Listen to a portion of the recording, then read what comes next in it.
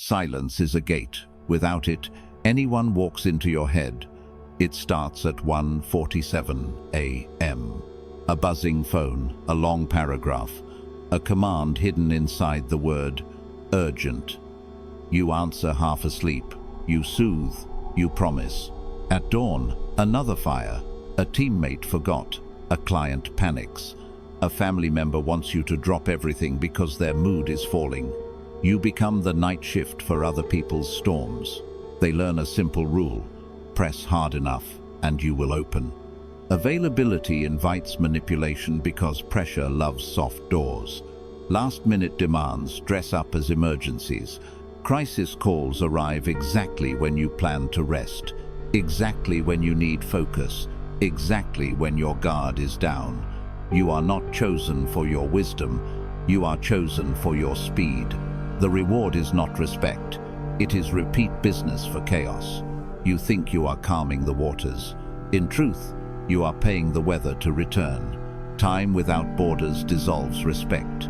Watch two leaders. One keeps windows, replies, 10 and 4. Meetings end on the bell. Access is a lane, not a flood. His day moves like a train, predictable, impersonal, unstoppable. The other answers instantly, reshuffles endlessly, and treats interruptions like royalty. Soon, the team copies the second leader's nervous system. Everything is now, nothing is planned, all is negotiable. The first leader sets terms. The second leader becomes a term, an instrument anyone can play. Your mood cannot govern a nation, your schedule can.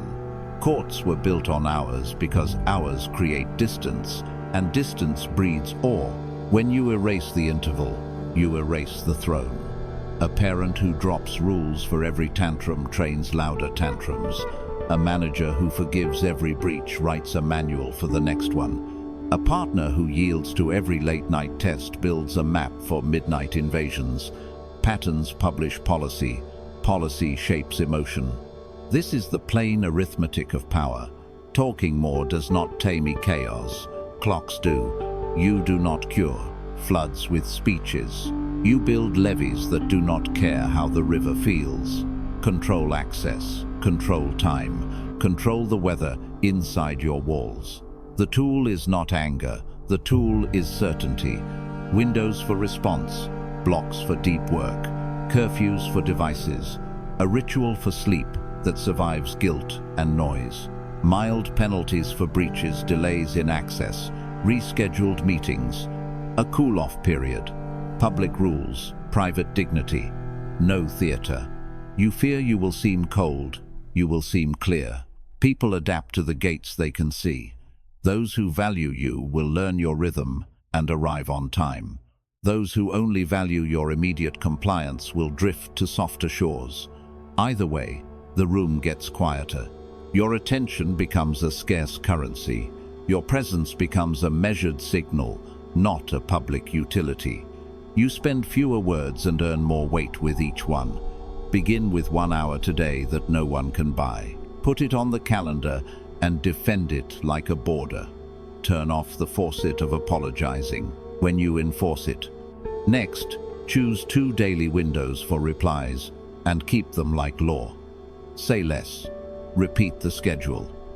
When a message arrives outside the gate, let the gate do the talking.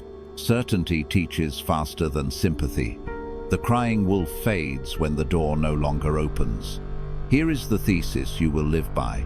When you control who enters and when they enter, you control what you feel. Access is the handle of your emotions. Time is the lock. Grip both and the room steadies.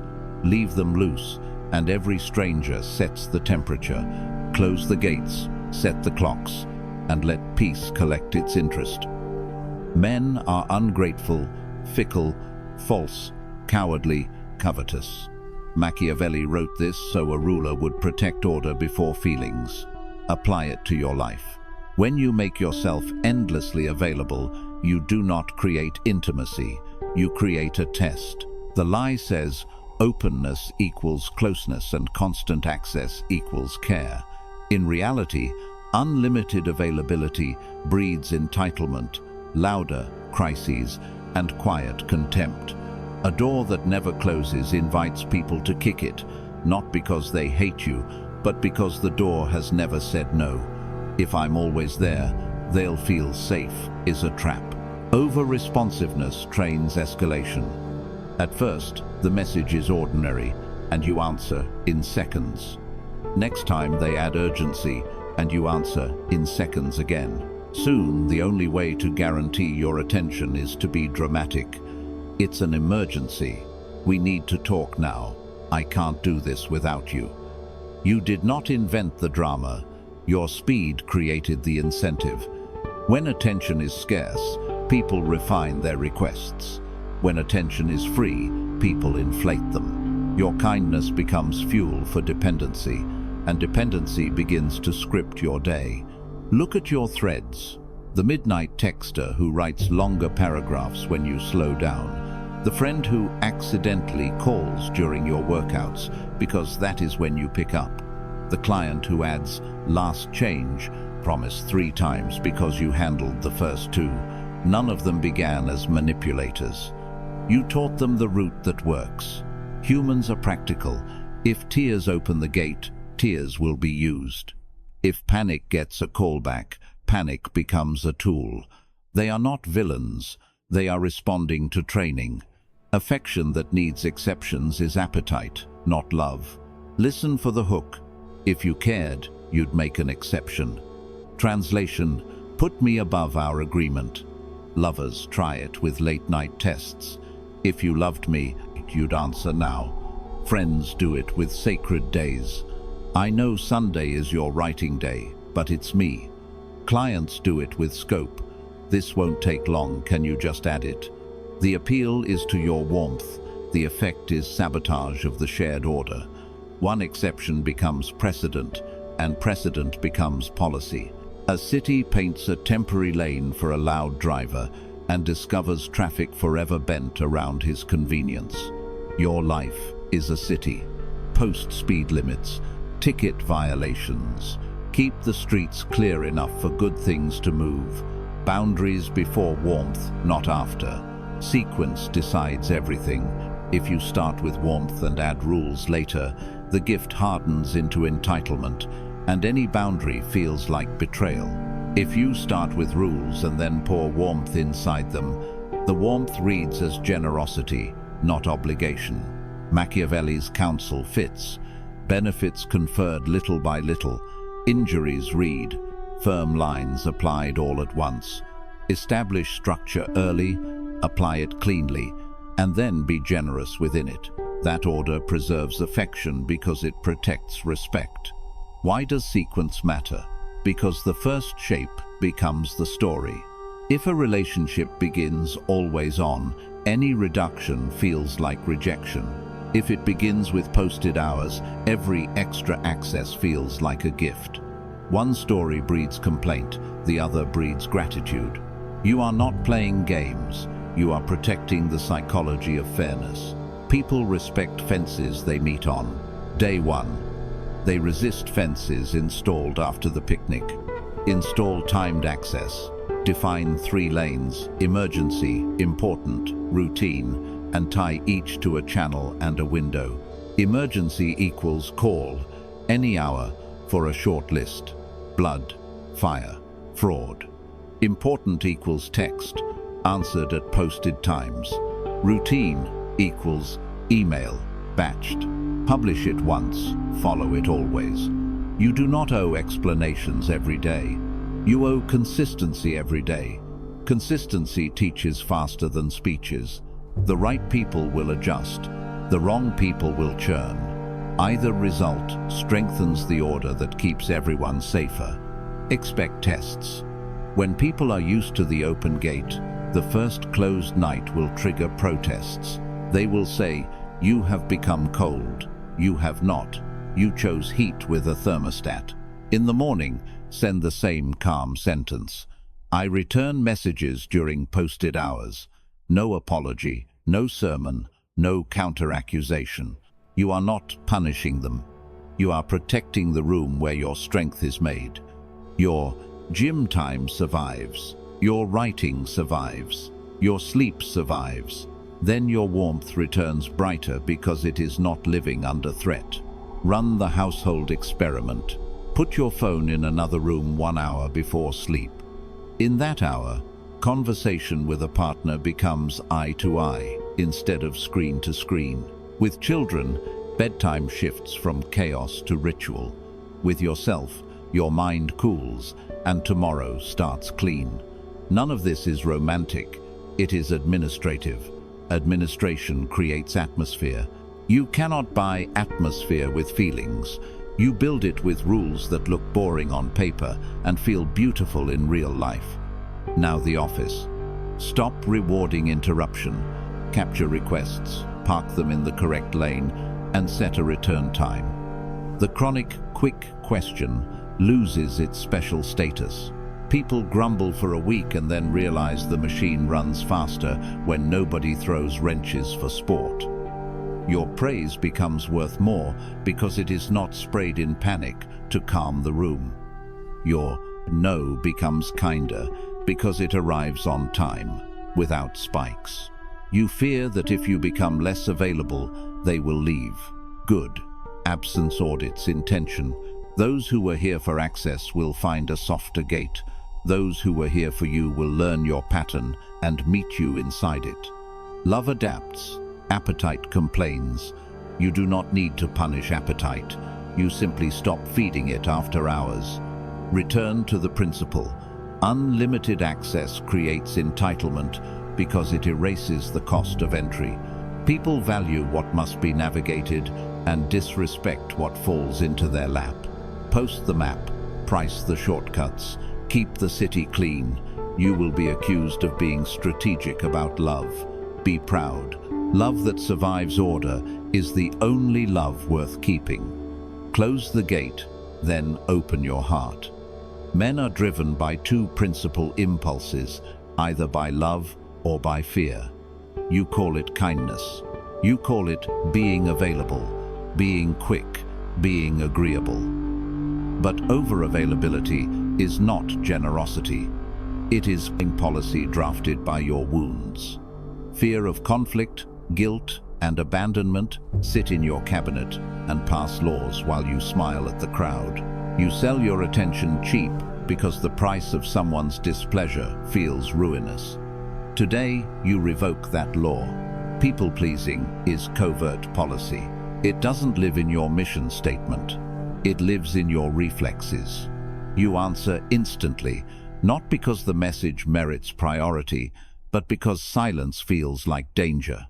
You keep an open calendar, not because capacity is abundant, but because you're afraid a boundary will sound like betrayal. You rush to rescue adults from consequences they designed themselves, then tell yourself you are supportive. The silent rule underneath every move is simple. My discomfort is cheaper than your displeasure. And so the treasury drains. You buy short-term calm with long-term disorder. Name the script without shaming the actor. Once, saying no cost you belonging. Once, asking for time made love step back. Once, conflict brought winter into a room you could not leave. Your nervous system learned a strategy. Pay early, pay often, keep everyone warm. That kept you alive. But policy that preserved a child can bankrupt a ruler. You are no longer petitioning a parent, you are governing a state. The fantasy of painless order preserves the old regime. A part of you still believes that goodness will inspire others to regulate themselves. If you are patient enough, they'll become punctual. If you are flexible enough, they'll become responsible. If you never call a foul, the game will clean itself. That is prayer masquerading as law. Adults follow incentives, not wishes. A city that relies on sermons instead of statutes soon belongs to opportunists. Replace wishful thinking with mechanisms. Mechanisms are small, boring, and undefeated. Response windows, not perpetual reachability. Deposits before work, not promises after. Scope changes trigger price changes automatically. New essays, new Guilt. Meetings with agendas and end times. Office hours instead of endless quick calls. A single reschedule, then a later date, no exceptions. Penalties proportional and predictable. These are not punishments, they are prices. Prices educate faster than please. Make structure visible. Protect 2 sacred blocks each day, where your attention serves your highest aim: deep work, training, sleep. Put them on the calendar in ink and treat them as borders. When the world sees you defending them, it remembers. The client who texts at midnight meets a reply at 9. The friend who leans on guilt meets a smile and a gate. Can't today, next week works.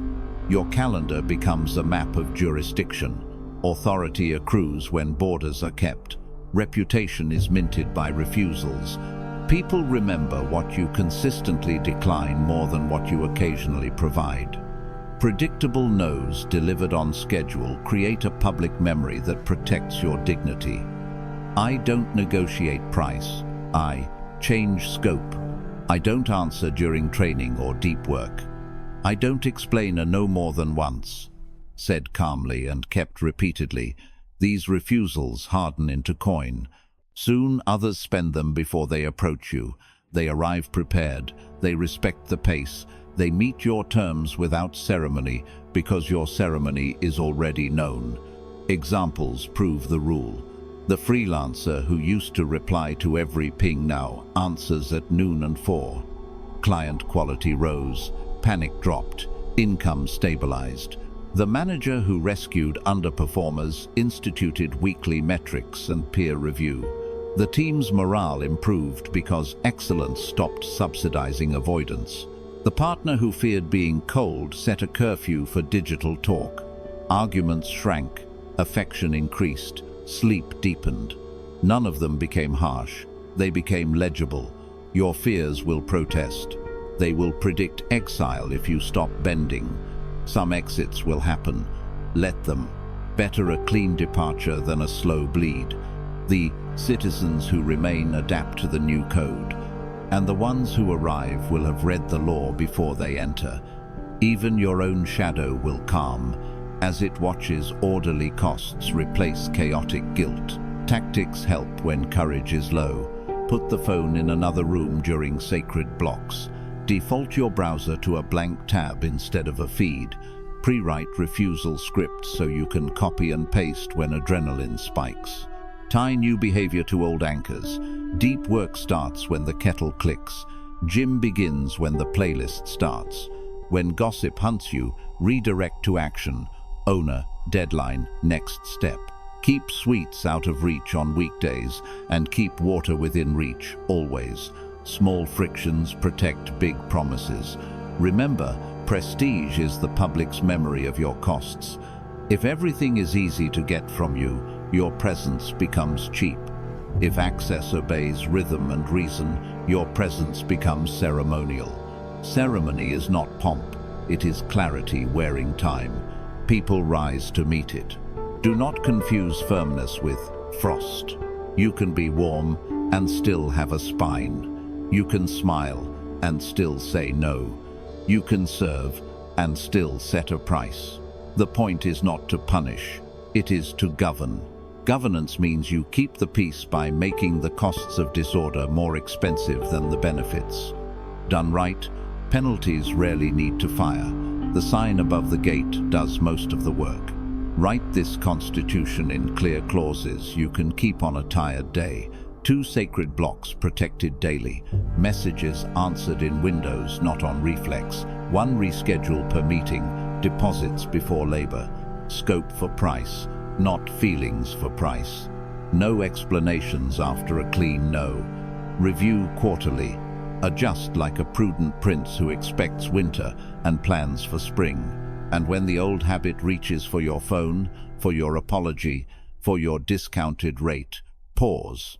Imagine the map of your city at night. Walls intact, lanterns steady, patrols unhurried.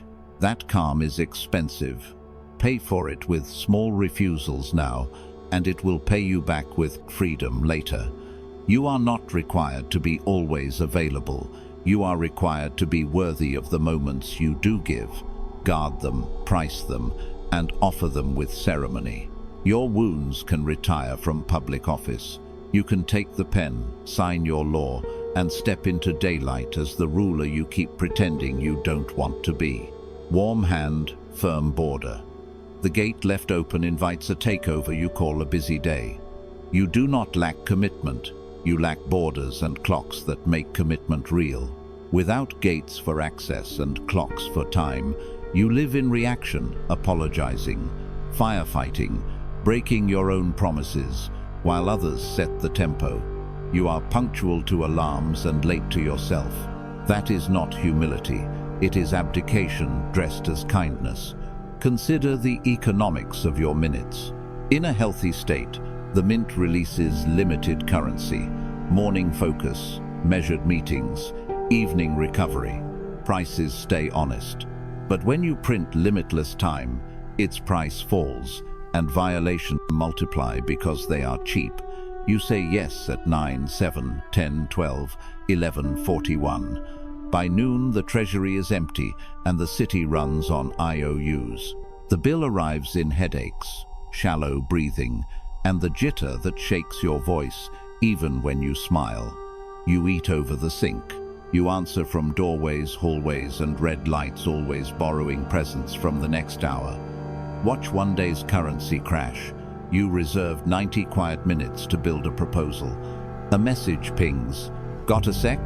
The mint panics, prints a new coin, and hands it to someone else. Another ping. Quick call? Another coin. A third.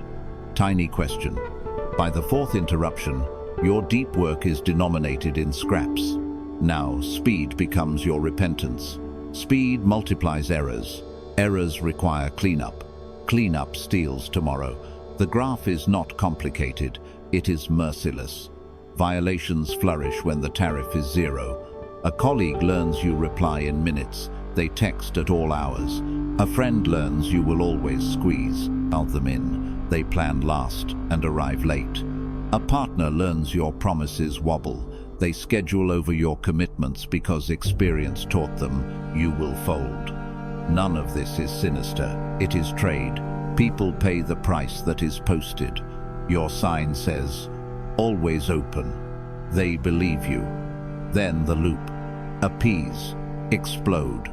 Apologize. Appease. Monday, you appease, say no problem, while a problem forms. Tuesday, you cram, try to fit 5 hours into 40 minutes, and call the sprint excellence. Wednesday, you explode. A small disrespect meets a large reservoir of quiet anger, and your words cut sharper than you like to hear in your own mouth. Thursday, you apologize, long and careful, refunding the only penalty that might have changed behavior. Friday, you appease again to erase the awkwardness. By Saturday, you are a ghost in your own weekend. Inconsistency teaches people to gamble on your attention. They learn the odds. If the worst outcome of constant interruption is a brief storm, followed by extra kindness, then interruption is profitable. The loudest ping becomes sovereign. The ruler is whoever can make your phone vibrate with urgency. This is how you lose the throne to interruptions. No gate, no crown. You begin the morning with your priorities and end it servicing alarms. You call it teamwork. In practice, it is taxation without representation. Machiavelli would say, predictability is a quieter power than force. You do not need threats, you need measurable boundaries. A state is strong not because it shouts, but because its tariffs are posted and its bridges are guarded. Build the gate, post the hours, name the costs. Here is structural change, not a mood, but a method. First, hard windows, 2 or 3 communication blocks, perhaps 11:30-12, 3:30, and 5:36. Outside those windows, you are not ignoring, you are governing. Pings can land, responses wait. Emergencies are rare by definition. If everything is urgent, nothing is. Second, deep work appointments with yourself. on the calendar, with the same sacred weight as a meeting with your most valuable client. Gate them with ritual, headphones, door closed, notifications off, timer running. If an interruption breaks the seal, the task that caused it moves to a visible queue with a visible cost, delivered one day later or reduced in scope. You do not punish, you price. Law teaches faster than lectures. Third, a closing routine. 15 minutes before you stop, you settle accounts, list 3 wins, schedule tomorrow's first strike, choose the one obstacle to pre-solve. The city sleeps when the gates are locked. Leave them open, and the night invites marauders. You will wake to smoke. Fourth, make the body part of the Constitution. Protect sleep with militant devotion. Step into daylight before screens. Eat on plates, not over keyboards. Walk after lunch to reset the mind. 10 minutes of deliberate breathing mid-afternoon can rescue an entire evening. You cannot hold a throne with a starving guard. Expect pushback. People trained by your constant availability will rattle the bars. They will joke, "Look who's important now." They will guilt, "You used to be there for me." They will escalate pings to get the old you back. Do not sermonize. Point to the law. I'm at the gate at 3. This goes in the queue. We can do Tuesday at 10. Quiet repetition becomes stone. Modern examples prove the shift. The manager who defends 2 protected blocks ships fewer memos and better decisions. The designer who books a 4-hour creative window twice a week produces work that needs half the revisions. The parent who runs evening no-phone hours recovers a house that feels like a place, not a platform. Routine is not prison, it is the wall that keeps the granaries safe, so the winter does not devour you. What returns is not just time, it is face. Your image stops fracturing. People stop experiencing 3 versions of you in 1 week. They get the same person on Monday morning and Thursday night, measured, present, reliable. That is charisma redefined, not sparkle, but steadiness. You will still be kind. You will still be generous, but kindness will sit on policy and generosity will have a budget. You cannot wait for the world to grant you sovereignty. The crown is a schedule backed by consequence. Build it today. Name your windows. Protect deep work like a border. Close the city each night. Price interruption, not intimacy. When the gate is manned and the clock is yours, the loudest ping will kneel to your tempo, and the days will align like soldiers to the drum. Clocks and gates, then peace. Until you make the unconscious conscious, it will direct your life, and you will call it fate. Carl Jung. You gave the world a master key to your door, and called it love. What looked like devotion to your constant access was leverage over your compliance.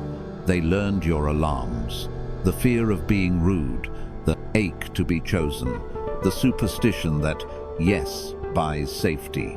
In daylight, you called it generosity. In shadow, it was surrender. Respect does not grow in loopholes. It grows where the frame is visible and agreed. Boundaries are hospitality for adults. Think like a careful innkeeper of your own psyche. Rooms have names, lights have switches, quiet hours protect rest. Limits are not rejection. They are the architecture that lets intimacy live safely and predictably. When you say, "Here is when I'm present, here is how we speak, here is what I cannot do," you make the space trustworthy. The nervous system relaxes because tomorrow will not be stolen by tonight's whims. You are not rationing love, you are preserving its home. Let the house metaphor get practical. A friend who only knocks at midnight meets the porch light, not your bedroom lamp. A partner who toys with your secrets sees the living room close, and repair begin before the next visit. A teammate who bypasses the process queue receives the same answer each time. Please submit through the channel. That's how I can give it my best. The adult part of you hosts with clarity. The child part of you stops bribing the guests to stay. Clarity before kindness. In Jung's language, sequence tethers the shadow, define windows, enforce small, certain costs, then offer warmth inside the frame.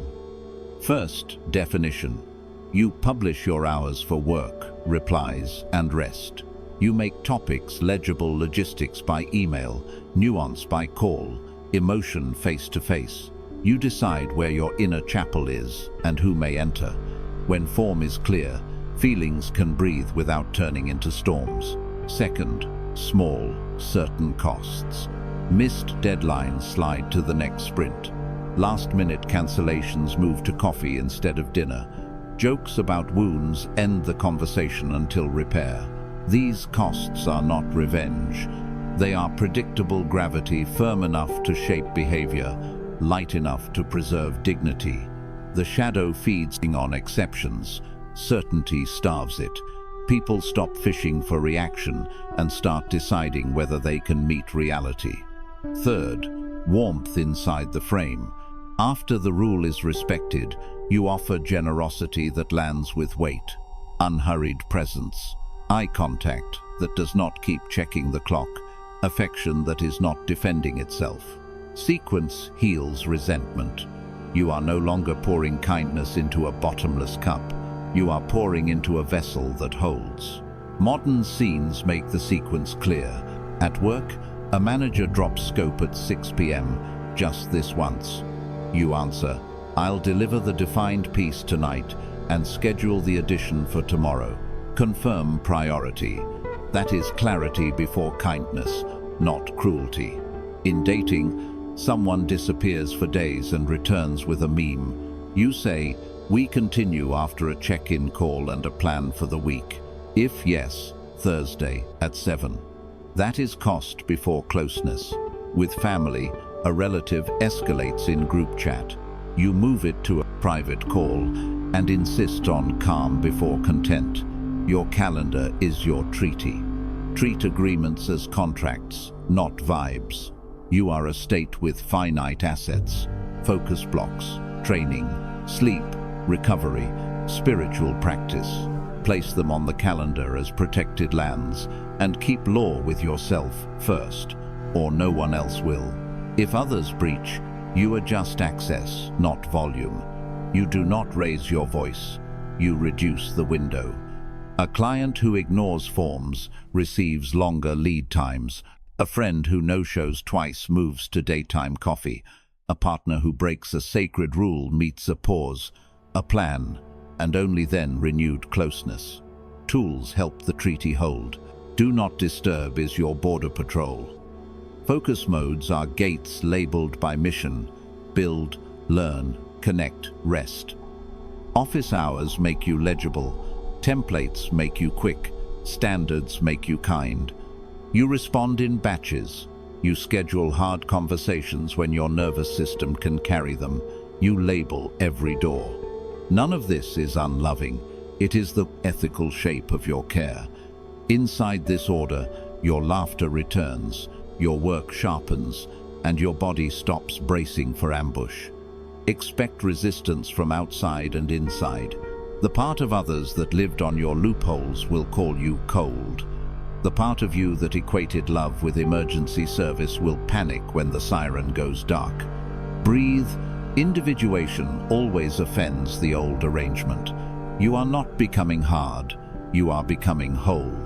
People who want you, not your compliance, will adapt to the frame. Those who leave were married to the key, not the keeper.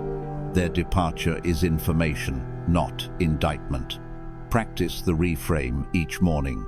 Say it plainly. My presence is earned by alignment, not pried open by panic. Then live it in small moves that add up. End the meeting at the stated time. Let delayed replies finish their lesson. Protect 8 hours like sacred ground. Keep your training date with yourself the way you would keep it with a leader you admire. The unconscious respects ritual. Every day you keep the treaty, the shadow's leverage weakens, and your yes grows clean. Here is the truth, final and clear. What felt like love for your constant access was a lever pressed against your fear. Real respect survives rules because it wants you, not your loopholes. Build the house. Hang the hours. Guard the treaty with steady hands. Then let your warmth arrive on schedule and land with weight. I welcome with clarity and protect with calm. Men in general judge more by the eye than by the hand, for everyone can see, but few can feel. Niccolo Machiavelli, build your state, so even the careless eye understands it. Gates control who enters, clocks control what they consume. When gates are clear and clocks are strict, chaos becomes expensive and respect becomes cheap. You are not chasing approval. You are constructing predictability that others must orbit. Start with the gates: who gets in, when, and how. Draw 3 circles of access and treat them like ports in a fortified city. The inner circle uses a direct line and receives same-day replies inside defined windows. The trusted circle uses standard channels and receives replies within 24 hours. The general public goes through a form, an assistant, or a public inbox with a 2 to 3 day window. Movement between circles is earned by conduct, punctuality, reliability, confidentiality, not sentiment. Make the channels visible. The inner circle gets your private messenger and a calendar link to reserved slots. The trusted circle gets email, a shared board, and office hours posted weekly. The general crowd receives a simple page or pinned post with FAQs and submission rules. When someone tries to jump a gate, offer one calm sentence. Use the posted channel. That's how I keep promises. Scarcity stops looking like attitude and starts looking like engineering. Now, set the clocks, fixed windows and protected blocks. Establish 2 response windows, late morning and late afternoon, and hold them like bank hours. Stack meetings in a single corridor so they burn one chunk of day instead of bleeding into everything. Guard deep work as sacred terrain. One 90-minute block before noon, one 60-minute block after phone exiled, notifications silenced, door shut. Cap social hours to what your mission can afford. 2 weeknights and 1 weekend slot that must be planned in advance. Post 1 weekly silent stretch where your phone is off, your status is set to away, and your mind is allowed to range without interruption. You are concentrating energy and making interruptions pay a toll. Because gates and clocks will be tested, attach penalties that are mild, certain, and immediate. First breach earns a small cost. Slower reply tier for a week, a rescheduled favor, or loss of queue priority. Repeat breach escalates. A 1-week cool-off from meetings, removal from priority lists, or a frozen collaboration until standards return. Deliver every penalty in cool language and tie it to the rule. Per the access policy, this is step 2: cool off for 7 days. You are not judging character, you are enforcing outcomes. Certainty, not anger, moves the world. Run simple examples so your body believes you. A client texts at midnight expecting action. Gate reply at 10 a.m. I respond during windows. Use the meeting corridor. If it happens again, they move to email, only for 2 weeks. A friend repeatedly invites you last minute during deep work. First time, I'm in block, let's plan Saturday. Second time, they lose spontaneity privileges for a month. A collaborator posts drafts publicly without approval. First, warning and private correction. Second, access removed for 2 weeks. Third, removal from the project. The ladder climbs because it was written first. Signals make your order legible to the eye that judges. Punctuality is your opening trumpet. Arrive 5 minutes early and end on time. Dress with quiet consistency and a single emblem that says you belong to your own standard. Write concise messages, 1 request, 1 deadline, 1 line of context. Online, Post with cadence, instead of noise, weekly, bi-weekly, or at the close of each deep cycle, so your presence reads like a tide, not static. People start predicting your movement. They stop tugging at you randomly. Your rhythm becomes your argument. Signal craft also protects you from your softer instincts. When your calendar shows stacked meetings in a visible corridor, you accept fewer stray invitations. When your bio lists response windows and office hours, you dodge guilt traps. When your out of office announces the silent stretch, the world quiets itself. Machiavellian kindness is not weakness converted into warmth. It is strength translated into rules. Mercy with a spine prevents resentment from poisoning the court. Offer one clean repair path per issue and post it beside the rule. Miss a deadline once, the repair is a smaller next promise, extra proofing, and an earlier checkpoint. Break a privacy boundary once.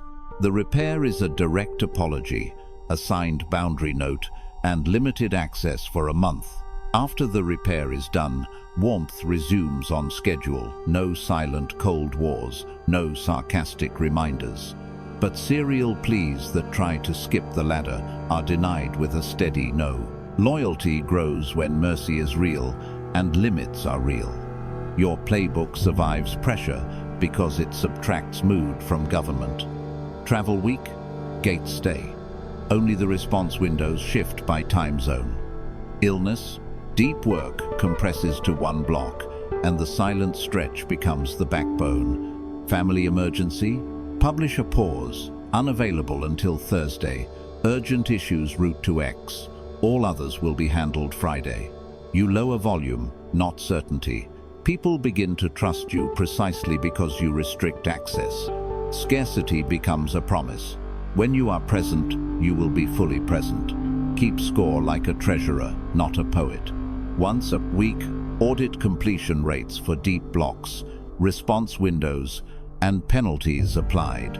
Write one sentence of adjustment. Meetings leaked past the corridor. Enforce hard stops. Then return to the gates and the clocks. No victory parades. No self-indictments. States are kept by maintenance. Understand what you are buying with this discipline. You buy quiet mornings where your best thoughts are born. You buy evenings that heal your nerves. You buy a reputation for reliability that money cannot sweeten. You buy the right to be gentle because you are no longer afraid of being overrun. Others will complain at first, then they will imitate you. Order scales, indulgence collapses under its own noise. In time, your day feels like a principality. Walls where you need them, bridges where they matter. A market that hums at set hours. The city grows not because you shout, but because you clock and gate. Power accumulates in small, precise, repeatable motions. Respect follows the path of least resistance, and the least resistance is a clear rule applied without drama. Guard the visible things, the door, the hour, the sentence. They teach the invisible things to behave. Your kindness becomes stronger because it is no longer for sale, and your presence becomes rarer because it is finally valuable. Men will judge by the eye. Give them something orderly to see and something dependable to feel when they step inside. Clear gates, strict clocks, generous outcomes. You do not govern a city by kindness alone. You govern it by rules that make kindness possible. Calm is the dividend of discipline. Picture a day with a frame that holds. Your phone wakes after you do, not before. 3 outcomes written, 1 block of deep work guarded like a fortress gate. Meetings start on the minute with an agenda everyone saw yesterday. You open, decide, assign, dismiss. No speeches, no theatre. Handoffs are clean because they are written, not remembered. A vendor delivers on Thursday because that is the standing order. If they cannot, you know by Tuesday and adjust without panic. Another supplier steps in. Timelines shift by policy and the project holds. Emergencies do not multiply because you deny them oxygen. Evening arrives warm. A proper meal, a slow conversation, a small walk under ordinary sky. You sleep like someone who is not being hunted by their own calendar. Small costs prevent great losses. Keep penalties light and certain so you rarely use them. A missed internal deadline without warning drops the task one tier. A client who cancels late pays a modest fee that protects the commons of your schedule. 2 reply windows, midday and late afternoon, contain the flood, so your attention cannot be taxed by every knock at the gate. These are not acts of cruelty, they are tariffs on chaos. They protect love. Your partner receives attention offered whole and warm, not scraps gathered from a ruined day. They protect work. Decisions land on paper, and progress is visible, not promised. They protect self-respect. You act by rule, not by pleading, and your spine remembers its straightness. Expect pushback at first. Predictability threatens the economy of interruption. Hold the line gently. Repeat the rule as if reading from a charter. Decline the emergency born from someone else's delay, and offer the next available slot. Route stray demands to the correct channel. Remember, severity invites rebellion. Certainty invites compliance. You do not raise your voice. You raise the probability that the rule appears every time. Gentle, predictable costs beat dramatic punishments that arrive at random. Over weeks, you enforce less because everyone understands the flaw, and respect compounds. Good actors stay because the streets are safe. Bad actors leave because there is no crowd to hide in and no stage for their noise. Now the standing oath. 1 gate you close today. Choose it and lock it. No screens before the first outcome is complete. Or, no meetings without an agenda by 5 the day prior. Or, all requests live in one channel, nowhere else. Announce the gate once, in writing, and behave as if it existed long before today. If you violate it, pay a small tax, 15 fewer minutes in tomorrow's message window, so the law binds you first. 1 reply window you keep for 30 days. Fix it on the clock and defend it like a border, perhaps 12:31 and 5:5 to 30. Outside those windows, the gate is closed. People learn the rhythm and match it. Hours reappear like land reclaimed from the sea. Meetings shrink because questions wait for their proper time. After 30 days, this becomes culture. Your devices serve your plans instead of drafting them. 1 breach you address with a calm, certain cost. Pick the pattern that erodes your week. Habitual lateness, scope creep, midnight demands. Price it. No agenda, no meeting. Late cancel. Next slot in 2 weeks. New request, remove an equal item. State it once, apply it without heat, move on. The message is clear. Your time belongs to the mission first, and to impulse never. Access rationed and time disciplined do not make life small, they make it sturdy. The quiet you feel is not emptiness, it is capacity. Work compounds because you finish, not because you grind. Relationships deepen because presence beats performance. You need fewer penalties because the law is clear, the costs are mild, and the city of your day is policed by certainty rather than fear. Close the gate, keep the beat, let respect do the work.